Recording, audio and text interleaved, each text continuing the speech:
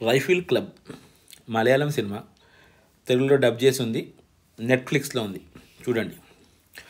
First half an hour సేపు కొంచెం బోరింగ్గా ఉన్నట్టే ఉంటుంది, కానీ ఒక మంచి ప్రయత్నం. అంటే మీకు కొంచెం ఫైటింగ్లు అలాంటివి ప్లస్ రివాల్వర్లు కొంచెం డార్క్ కామెడీ టైప్లో ఉంటే నచ్చితే డెఫినెట్గా ఈ సినిమా నచ్చుతుంది. ఓవరాల్గా ఒక మంచి ప్రయత్నం. మంచి ప్రయత్నం అంటే మరి అద్భుతమైన సినిమా కాదు, కానీ డిసప్పాయింట్ చేయదు. పర్టికులర్గా లాస్ట్ 40 మినిట్స్ ఈజ్ వండర్ఫుల్. ఆ మధ్యలో ఉన్నాయని మీరు చాలా సినిమాలు మలయాళ సినిమా చూసారు. వాణి విశ్వనాథ్ కింద కనబడుతుంది, పైన ఆ మధ్యలో ఉన్నాయని కొంచెం ఎక్కువసేపు కనబడుతూ ఉంటారు స్క్రీన్. అందరూ బాగా చేశారు, ఒకళ్ళు బాగా చేయాలని. అనురాగ్ కశ్యప్ ఒక టైప్ ఆఫ్ విలన్, మ్యాంగ్లూరులో డాన్ అయినా ఏదో ఒక చిన్న ఇన్సిడెంట్ జరిగి ఈ రైఫిల్ క్లబ్కి రావాల్సి వస్తుంది. రైఫిల్ క్లబ్ వాళ్ళు వాళ్ళ క్లబ్ని ఇలా కాపాడుకుంటారు అనేది స్టోరీ. బేసికల్గా నేను స్టోరీ అని చెప్పను, కానీ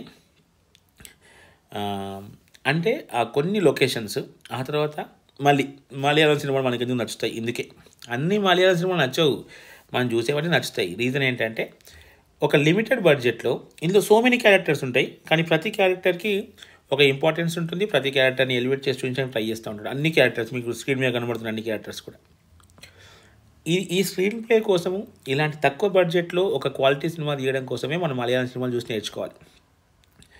అట్లీస్ట్ మన తెలుగు సినిమా ఇండస్ట్రీ వాళ్ళు నేర్చుకోవడం కాదు, కానీ ఇక్కడ వాళ్ళు పెద్ద పెద్ద బడ్జెట్ సినిమాలు ఉంటే వాళ్ళు కాదు, కానీ ఈ షార్ట్ ఫిల్మ్ తీసే వాళ్ళు అయితే డెఫినెట్గా you can learn from the Malayalam.